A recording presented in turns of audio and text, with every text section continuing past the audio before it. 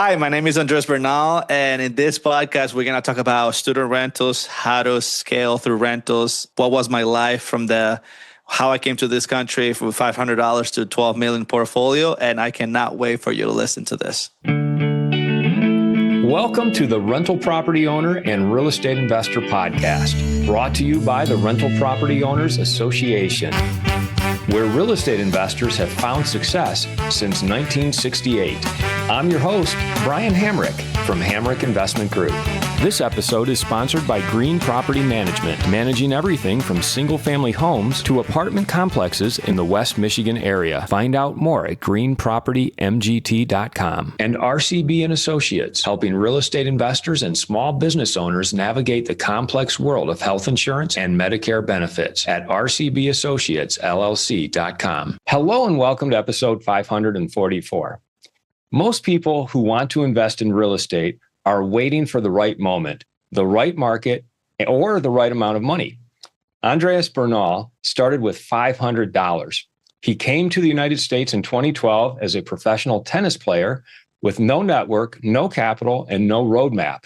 Today, he owns more than 60 rental units across Section 8, student, and long-term rentals with a portfolio valued over $12 million. In this conversation, we talk about how he built that portfolio from nothing, the systems he put in place to scale without getting buried in the details, and what he tells first-time investors who feel financially stuck but are ready to take control. Andres, welcome to the show. So happy to be here. Tell our listeners and our viewers a little bit about yourself and just where you come from and how you got started. Born and raised in Dominican Republic, a small country in the Caribbean. Then I played tennis my whole life, and real estate was not even in the books or in the look. So then I went to college in Puerto Rico. I got my degrees over there, and then I came back to I came to United States to made my dream about, playing professional tennis. So I did it for 2 years. I did fairly okay. And then I decided, teaching tennis and in a small club here. And that led to building my own academy, then being part of a partner of a tennis club.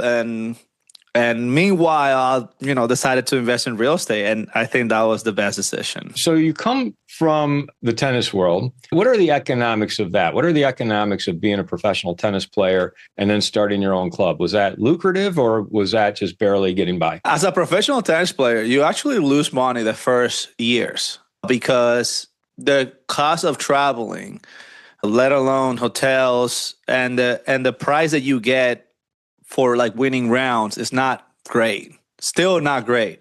So the first year you probably break even. I mean, if you do really well, if you go to the US Open, right? You do really well, then yeah. But I will say 90% of people are, lose money in the first year. And then once I stopped playing professional tennis, as a tennis instructor, you start making 50, 60,000 if you work hard. And then you scale up to, I know people making 120, 130 a year, but you got to work a lot. Now, building my own academy and being part owner, that comes with a lot of hard work and also creating so much value in the community that like owners of other clubs see, and that they see that you can bring clients, they see your value. So that was actually, being part owner was actually the easiest, just because I taught for so many years, for 10 years, that people, were offering me, hey, you want to be part owner?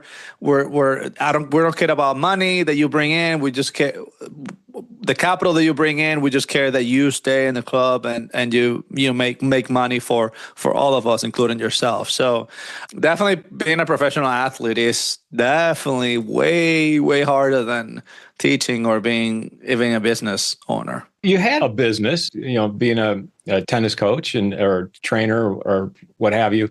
At some point, what made you say, you know what, I'm done with this. Real estate is the way I want to go. Like, why that transition? Because you were a business owner. It sounds like you had some success with that. Why the transition? I started investing in 2016 while I was teaching, and I knew that that I was gonna retire through real estate in 2016. I stopped coaching in 2024. So it is, when you are a full-time instructor, it is tough. I mean, you have to work, teach 10, 12 hours a day. Also, I have my son, 2 years, he's 2 years and a half, and I just wanted to be present. I think it was mostly him that I said, this is enough. Like, you gotta just focus on your family, focus on your business. And I was making well over six figures, being only 10 hours a week on the tennis. So I was doing well. It was not like, it was minimal effort. It was 10 to 15 hours a week that I was teaching at the last year, and I was making probably $130,000 a year. And it was a decision where, like, I have to be all in my family and real estate, and it is a tough decision, but I'm glad that I did, because now I have time, to have a conversation with you. I have a time to, be with my family, and we started flipping. So we're doing 3 to 5 houses a month now. So in order to do that, I have to give up the tennis part. Talk about that transition and how you went step by step from easing out of the tennis to starting in real estate. Like, where did you even begin once you decided real estate was the way you wanted to go? You start house hacking. You start with one property. You start with the route that is the most, I will say, secure, which is you buy one property, and then if you don't have enough money coming from your income, you get creative and you start maybe partnering with other people that have the money if you have the knowledge. And you're still acquiring the knowledge. I mean, people think that you have to go, people see other people with big portfolios, but the truth is that you don't have to be like them, number one. And number two, you can retire in 10 years buying maybe 2 to 3 multifamilies per year, even less. I did it in less than 10 years, buying like 1 or 2 a year.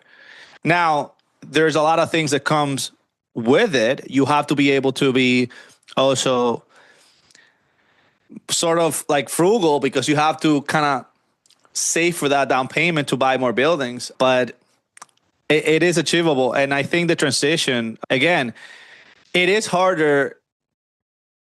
Brian, I think it is harder to work for somebody else for 40 years and not knowing what's going to happen at the end of those 40 years.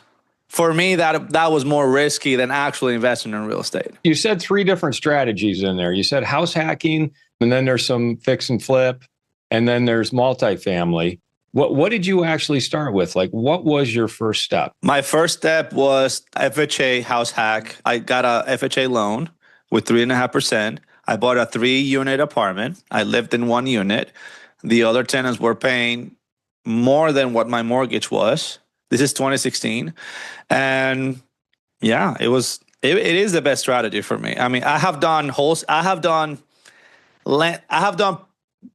all the strategies in real estate, and house hack, it's hands down the best strategy. So you had a 3-unit. Where was this located? And just kind of talk us through the economics. What would you buy it for? What was your mortgage? And how much were you making? I bought it for $210,000. This is in West Haven, Connecticut.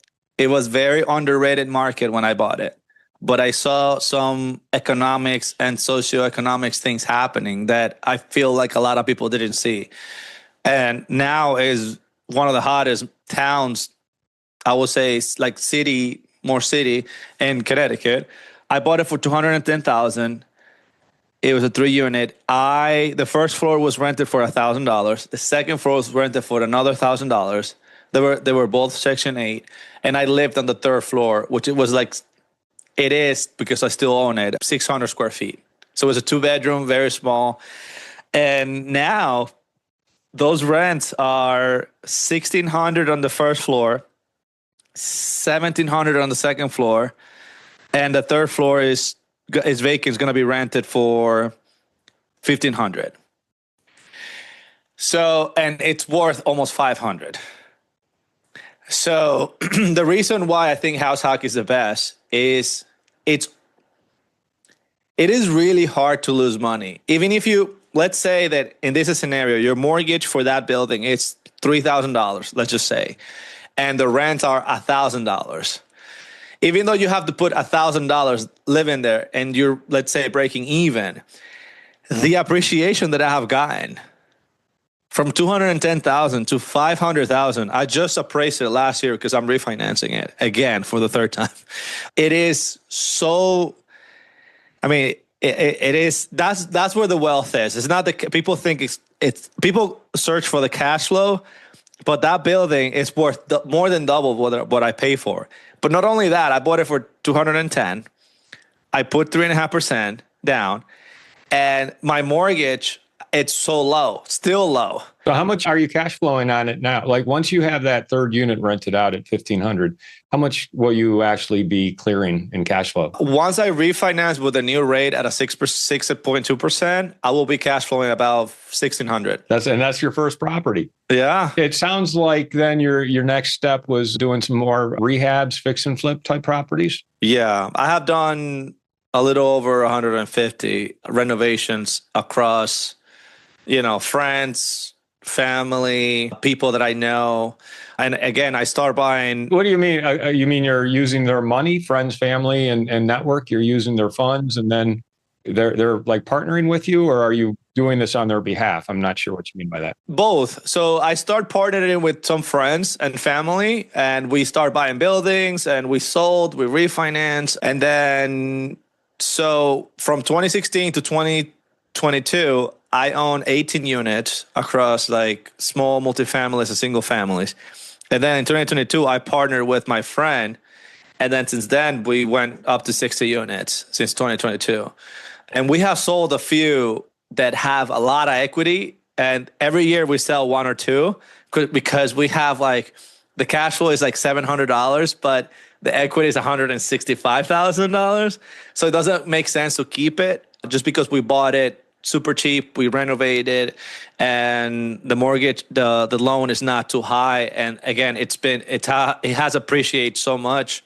I think it's the best way to use that equity to buy better or bigger buildings. You're not just doing fix and flips. You're doing some of the Burr method too, then, where you buy, rehab, refinance, all the R's. What kind of systems have you had to put in place to make this a smooth operation? Because, look, if I were to go do it myself, I wouldn't know how to do all this rehab or even vet the quality of the people doing the rehab for me. I mean, I've done it many times, but I've had partners who understood those things much better than me.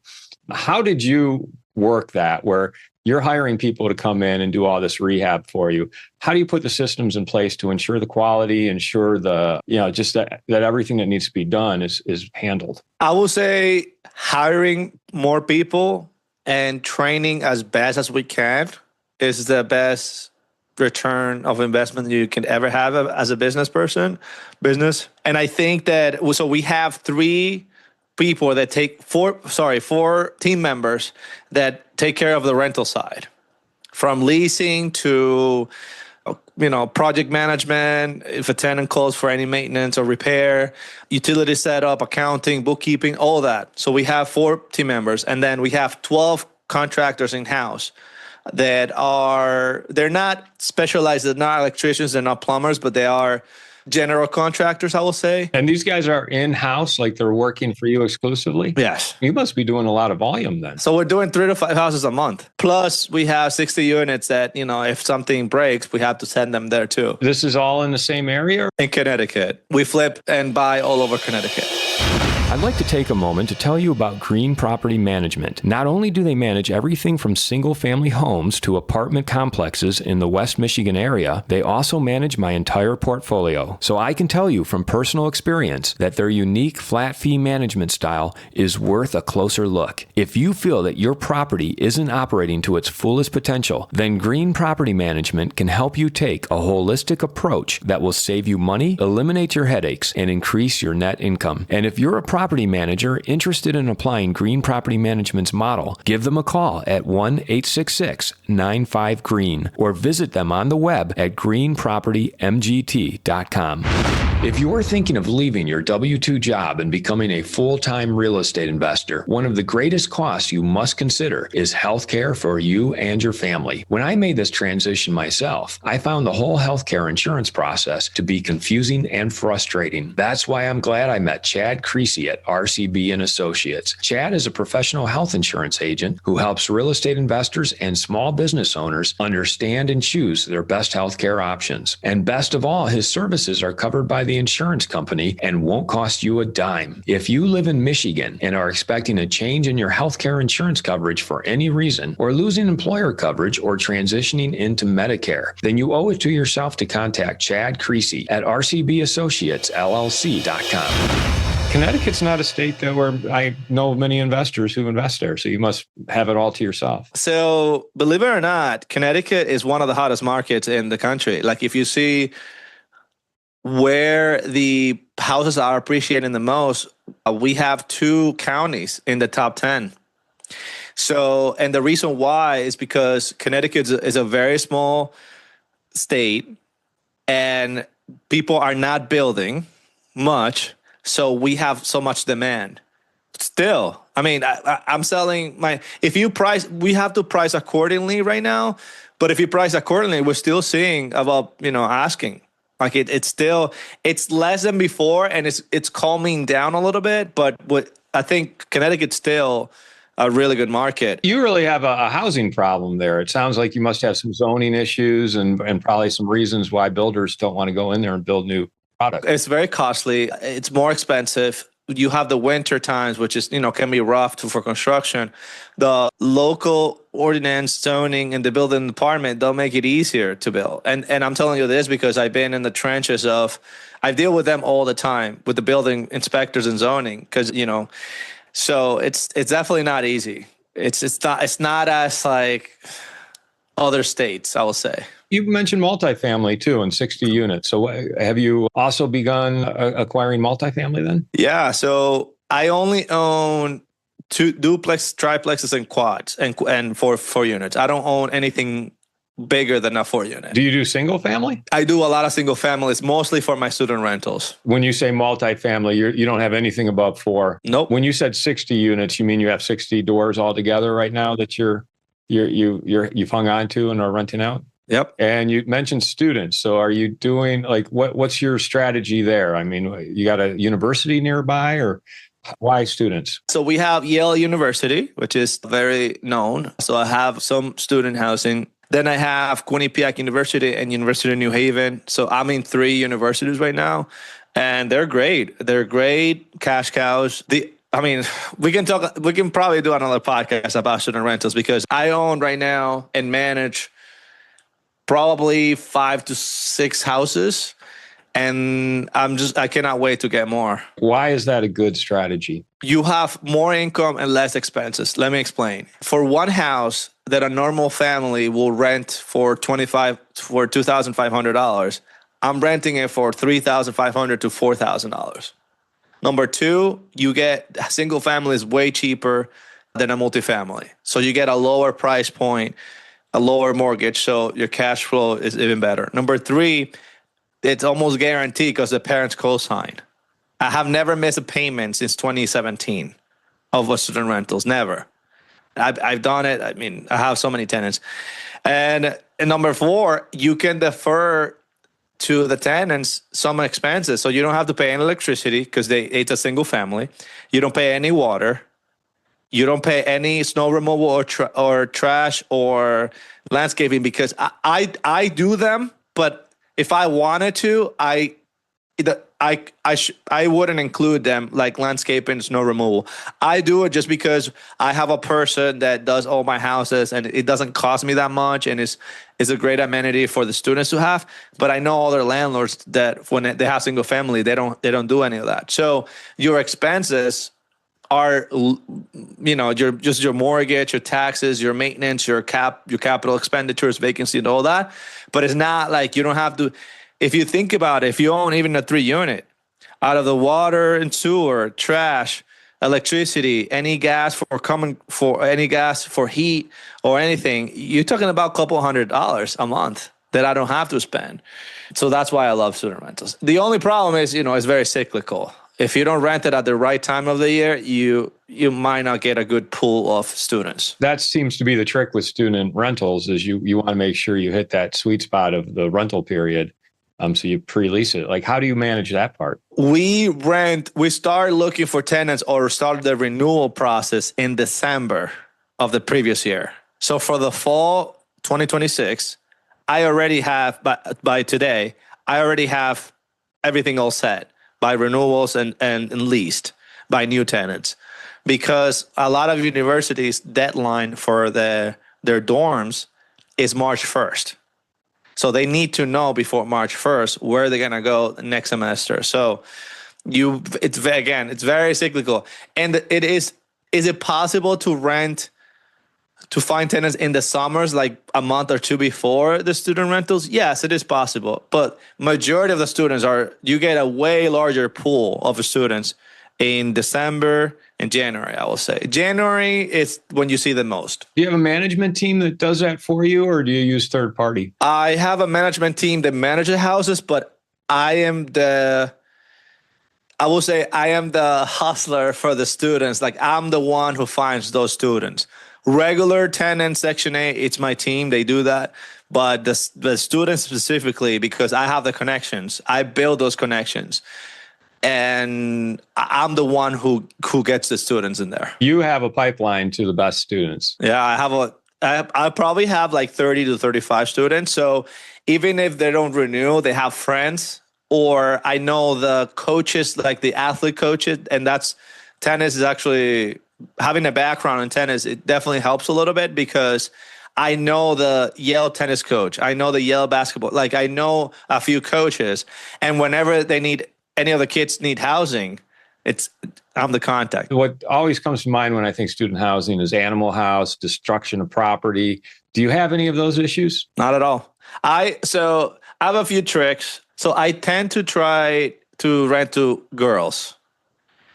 I cannot discriminate, and I don't. But you know where the party starts. It's at the boys' house.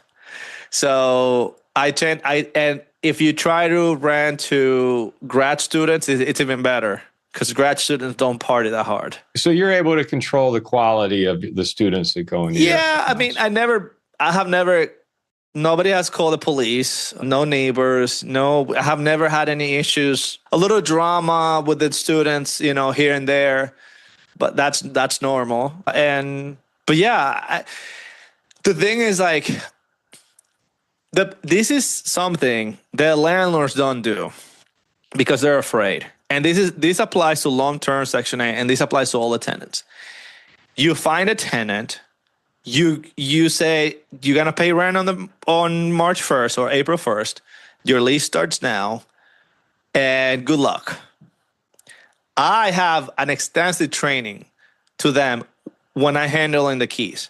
I train my team to be 1 hour with them, explaining all the rules, give them a moving checklist with all the rules. I also send them an email with all the rules, and I point out the most important things. So with students, say, hey, if I get the police, if somebody calls the police and you guys get in trouble or you guys destroy, I'm not gonna renew with you. And not only that, remember that I know a lot of landlords here. So when they ask me if you guys on the landlord application and you put my name, and if they ask me, I'm gonna tell them the truth. Like, this is what happens. One tenant hasn't messed with me. Yeah, I have one eviction a year, and it's typically buildings that I buy that the person doesn't want to cooperate with us and want to they want to trick the system. But it's the education of the tenant. It is the most important part of this business if you're renting to anyone. You spend extra time educating the tenant upon move-in as to like how they should pay and how they should behave. Absolutely. And we have for the most part, all the processes we have, and we have a good relationship with the tenants. We run semi-smooth. I have almost 100 tenants.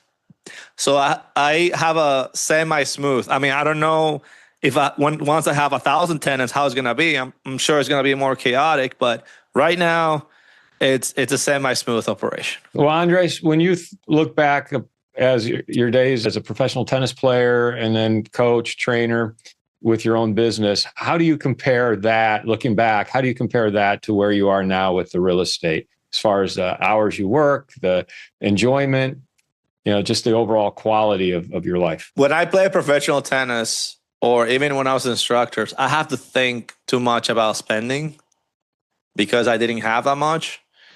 Now, I don't think too much about that. Like, we go to vacation a lot. We get good things. I have, a toy of a car that I was dreaming of. And like, about money, I think it's a shift on mindset where you always live below your means, but once you have that money coming in and you have enough, you can start getting rid of that frugal mentality and say, let me enjoy it without putting at risk my family or my savings. I think everybody should have a good amount of reserves in their bank account, a good amount of money to invest, and then also the rest, I will say, just try to enjoy a little bit. And when I say enjoyment, it's not that I spend like a lot, but for example, one of the things that I do when I go back in Dominican Republic is I invite my whole family on an Airbnb. I rented a beach house somewhere, big house. So we are 12, 13 members, and I pay for everything. So those are the things that I really enjoy doing. If my wife wants something that is very expensive, but it's something that she really wants, like, I don't say no. Because at the end of the day, she was with me and she went through a lot with me. From like knowing where we were to like painting our own house or our own units at the beginning. I mean, it was a lot of hard work and sacrifice. A lot of weekends that we didn't party because we were like exhausted because we painted or put floorings in the apartment. Tell our listeners how they can find out more about you or get a hold of you, and feel free to plug whatever you'd like. I have a book on Amazon. I have done really well, way better than I thought. It's called Born to Retire Young. And it's basically a framework on how to retire in less than 10 years and quit in your job. It is the most easy read and tactical read book that I have ever heard of. And you can see on the reviews that people are saying the same thing. Also, I'm really active on Facebook and Instagram. So on Instagram is my name, Andres Bernal, but instead of an L, it's a 1. And on Facebook, it's just my name. And once you see the profile picture, you'll see it's me. And then just happy to connect with anybody. Send me a message if you have any questions about what you just talked about. And also my second book, Flipping, it's coming this year, probably in May or June. I'm very excited about that one too. Your new book, Flipping, is coming out. And what's the name of your first book? Born to Retire Young.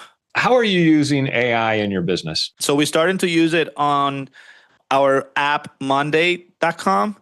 So trying to integrate some process, some automatic messages. We use a lot of AI to write any letter to tenants, try to follow the guidelines in Connecticut. That's really good. We just started to implement it, but I'm sure we're going to do more with it. Thanks for coming on the show today to talk about how you got started in real estate, your transition from being a tennis pro and a coach, and the different strategies that you've employed, starting with house hacking, one of the best ways that a first-time investor can get into real estate investing, to fix and flips, rehabs, BRRRR method, doing multifamily. Really good stories and strategies that you're employing.